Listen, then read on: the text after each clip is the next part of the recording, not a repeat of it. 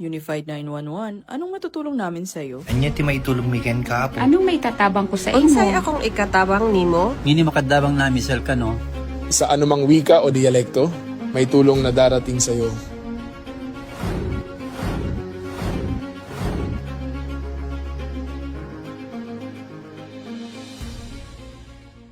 Lilingkod sa bawat Pilipino at magbibigay ng tamang impormasyon para sa tahimik at maayos na Pilipinas. Police News Network, alagad ng batas, tagapagtaguyod ng balitang pulis, sandigan ng mamamayan, patnubay ng katotohanan. Na Kampo Krame, maghahatid ng pinakahuling kaganapan at nagbabagang balita. Ito ang PNN Police News Network. At ngayon, ang inyong mga tagapagbalita. Magandang araw, bagong Pilipinas! Ako ang inyong alagad ng batas, tagataguyod ng Balitang Pulis, Patrolman Edwin Baris. Ngayong araw ng Miyerkules, makakasama natin muli bilang special guest co-host si Miss Ricky Abuel de la Peña, ang Miss Universe Philippines Lukban 2024 and Miss Philippine Youth Grand Winner 2019. Magandang umaga po sa iyo, ma'am. Magandang umaga rin po, and thank you so much for inviting me here once again. Huwag po nating kalimutan i-like, i-follow at i-subscribe ang page ng Philippine National Police, Police Community Affairs and Development Group, PICAG, Tagapag-ugnay at Police News Network. Kami po ay maghahatid sa inyo ng tamang balita, kwento ng pulis at serbisyo para sa mamamayan. At ito ang Police News Online. Ang pangunahing balita ng Police News Network.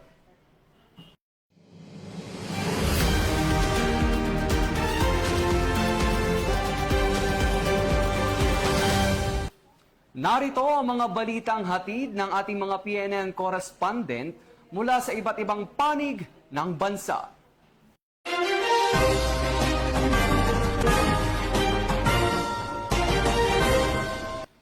Sa kulungan ang bagsak ngayon ng isang drug suspect sa kinasang buy-bust operation ng Valenzuela City Police Station at nakumpiska ang mahigit 100,000 piso na halaga ng hinihinalang marijuana sa Marulas, Valenzuela City.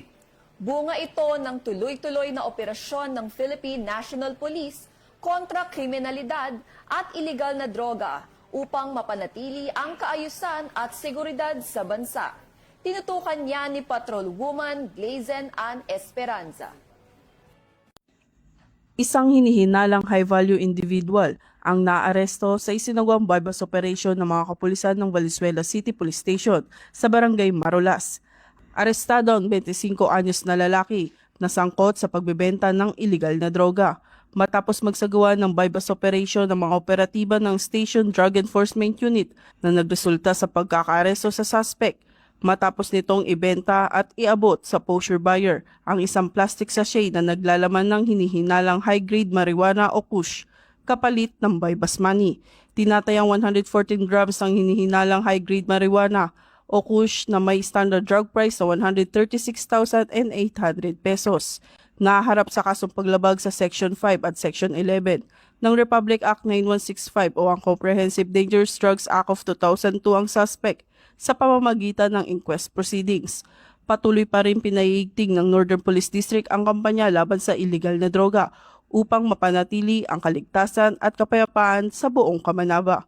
Alunsunod ito sa programa ng Philippine National Police na sa bagong PNP para sa bagong Pilipinas na may serbisyong mabilis, tapat at nararamdaman. Mula rito sa Northern Police District, ako po ang inyong PNN correspondent, Patrolwoman Glazen Esperanza, alagad ng batas, tagataguyod ng Balitang Pulis. Uy, maraming salamat, Police Staff Sergeant Esperanza. Sa patuloy na pagpapalakas ng ugnayan ng pulisya at mamamayan, ay nagkaroon ng kapihan sa barangay, katuwang ang Barangay Peacekeeping Action Team o BPATS at komunidad, tinalakay sa programa ang pagpapalakas ng peace and order, public safety at community participation. Yan ang balitang hatid ni Police Corporal Bernadette Camino. Sa likod ng isang simpleng ngiti ay may batang matagal nang nangangarap na ngumiti ng buong tapang at kumpiyansa. Ang batang si Third na 5 taong gulang mula sa Barangay San Rafael, Donsol ay isinilang na may cleft palate.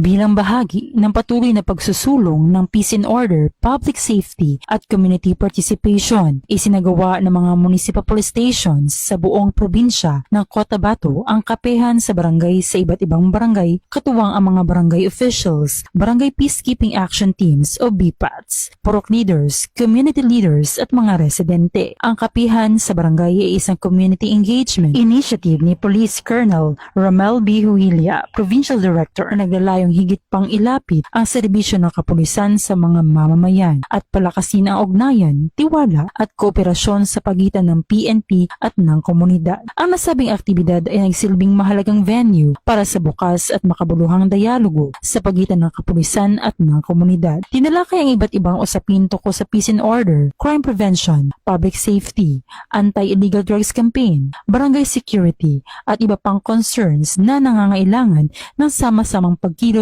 at pagtutulungan. Kasabay nito, nagkaroon din ng pagkakataon ang kapulisan na maipaliwanag ang kanilang mga programa, polisiya at mga hakbang upang mapanatili ang kaligtasan at kaayusan sa komunidad. Sa pamamagitan ng regular na pakikipag-ugnayan, mas napapadali ang pagtukoy sa mga problema at mas nagiging maagap ang pagtugon sa mga banta sa peace and order at public safety. Patuloy na isinusulong ng Cotabato Police Provincial Office sa pamumuno ni Police Colonel Ramel B. Huilia, Provincial Director, ang ganitong mga community engagements, activities upang mailapit ang serbisyo ng PNP sa bawat mamamayan at mahikayat ang aktibong pakikilaho ng komunidad sa pagpapanatili ng kapayapaan at seguridad. Sa sama-samang pagkilos ng kapulisan, mga lokal na pamahalaan at mga mamamayan, layunin ng inisyatibong ito na makamit ang isang mas ligtas, mapayapa, nagkakaisa at matatag na Cotabato.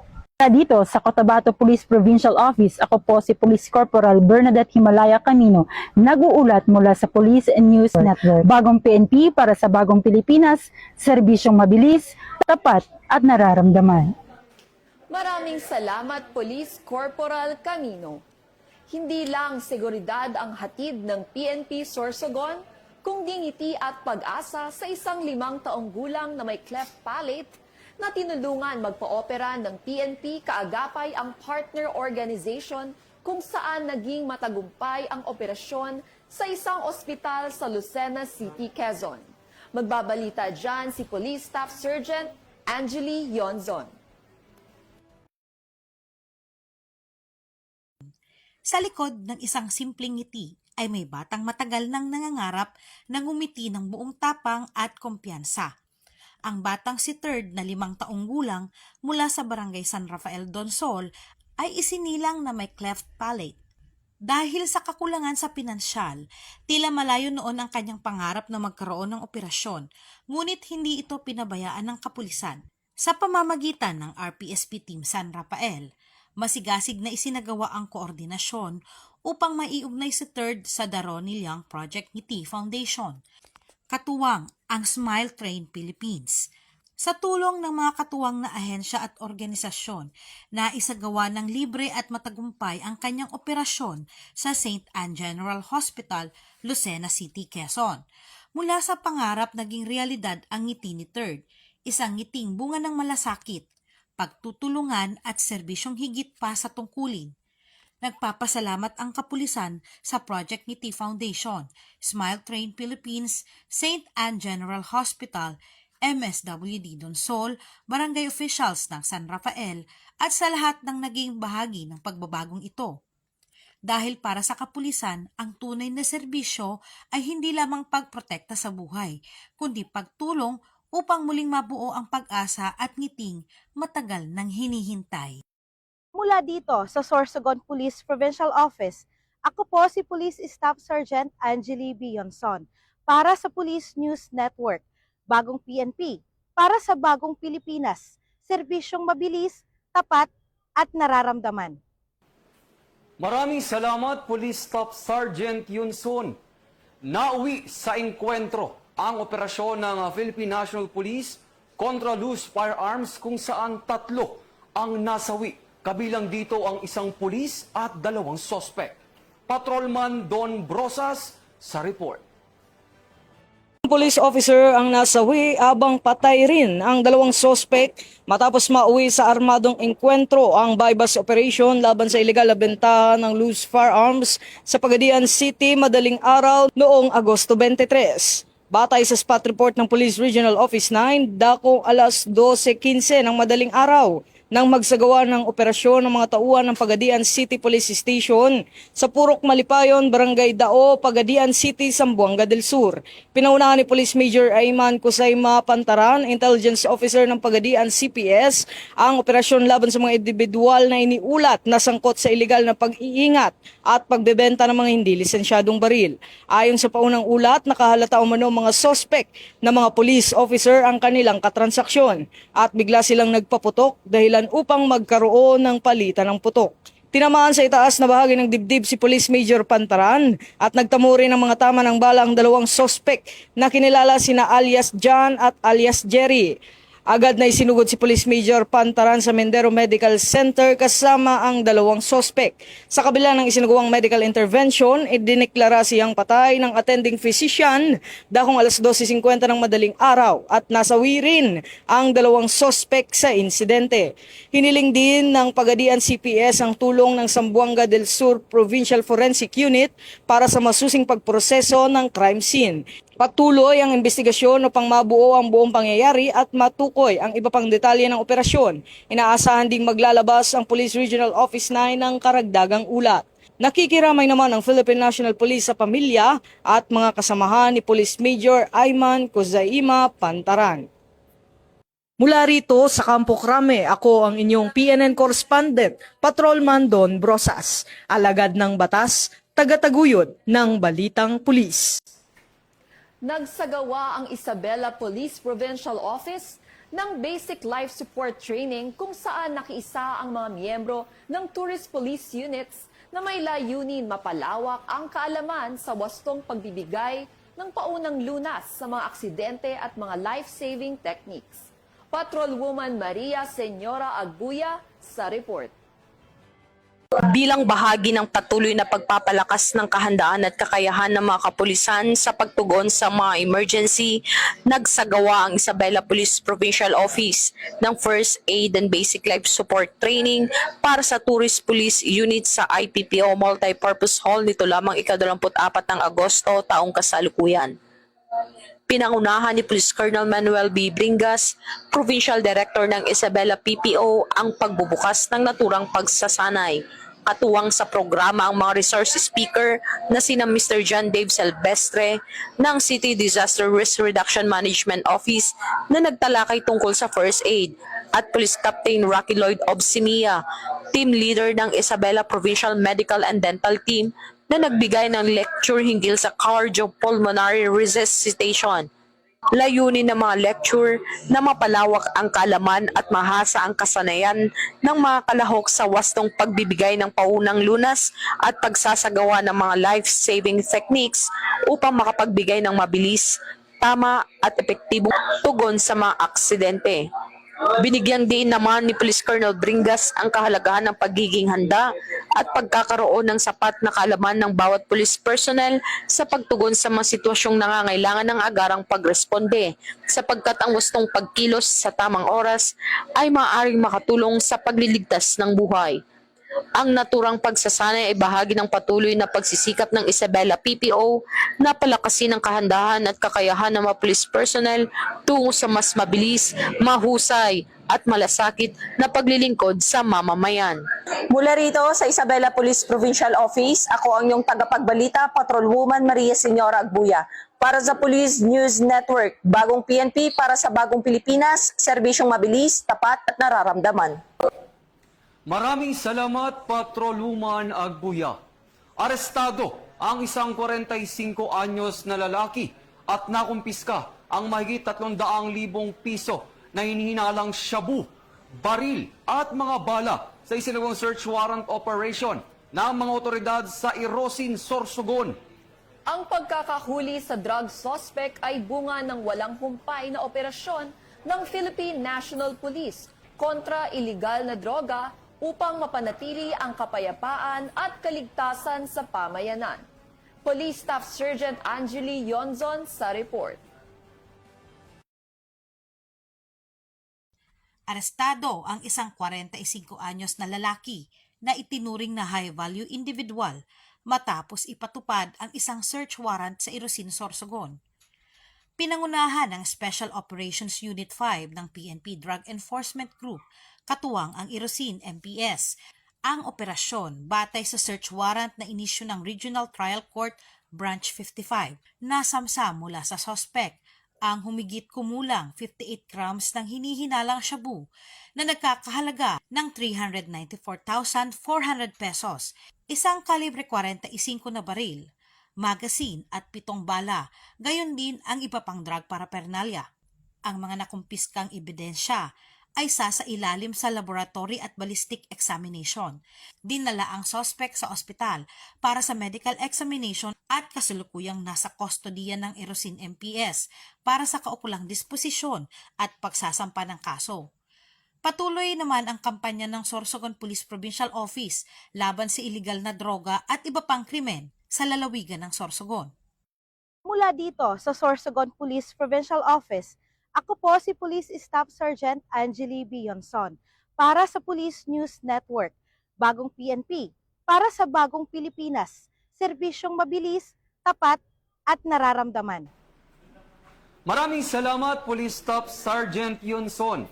At yan ang mga balitang nakalap ng ating mga PNN correspondents mula Luzon, Visayas at Mindanao. At bago tayo magtapos, gusto ko pong magpasalamat sa masusugid na manonood ng Police News Network at syempre sa ating guest co-host ngayon na si Miss Ricky Abuel de la Peña, ma'am. Marami pong salamat sa pagpapaunlak ng aming imbitasyon na maging co-host sa programang ito. Baka may mga gusto po kayong sabihin o ipaalam sa ating mga manonood, ma'am, mga upcoming events at gusto pong pasalamatan, ma'am. Maraming salamat po sa pag-imbita po sa akin muli dito. Iniimbitahan ko po ang mga aspiring models. Magkakaroon po kami ng upcoming modeling workshop this Sunday. I-visit niyo lang po ang page ng Block Modeling School on Facebook and Instagram. And of course, pinapasalamatan at binabati ko po si Chief PNP, Police General Jose Melencio Nartates Jr., Police Major General Roderick Agustus Alba, the Director for Police Community Relations, PICA-G Command Group na pinamumunuan ni Police Brigadier General Vina Guzman, Police Colonel Joel Serrano, Police Colonel Adonis Guzman, at Police Colonel Joel Ada. Sa lahat ng personnel ng Police Community Affairs and Development Group at sa lahat ng magigiting na pulis sa buong bansa, maraming salamat sa inyong serbisyo para sa isang ligtas na pamayanan. Sa ngalan ng pamunuan ng Philippine National Police, sa pangunguna ni Chief PNP Police General Jose Melencio C. Nartates Jr. at sa pamumuno ni President Ferdinand Bongbong Marcos Jr., kami ay maglilingkod sa bawat Pilipino at magbibigay ng tama at balanseng balita. Mula rito sa tanggapan na tagapaugnay ng Pambansang Pulisya ng Pilipinas, kami ang inyong tagapagbalita, tagataguyod ng Balitang Pulis, Patrolman Edwin Baris. At ako naman po si Miss Ricky Abuel de la Peña, Miss Universe Philippines Lukban 2024 and Miss Philippine Youth Grand Winner 2019. Maghahatid ng tamang balita, kwento ng pulis at serbisyo para sa mamamayan. At ito ang Police News Online. Ang pangunahing balita ng Police News Network. Ito ang bagong PNP para sa bagong Pilipinas. Serbisyong mabilis, tapat at nararamdaman.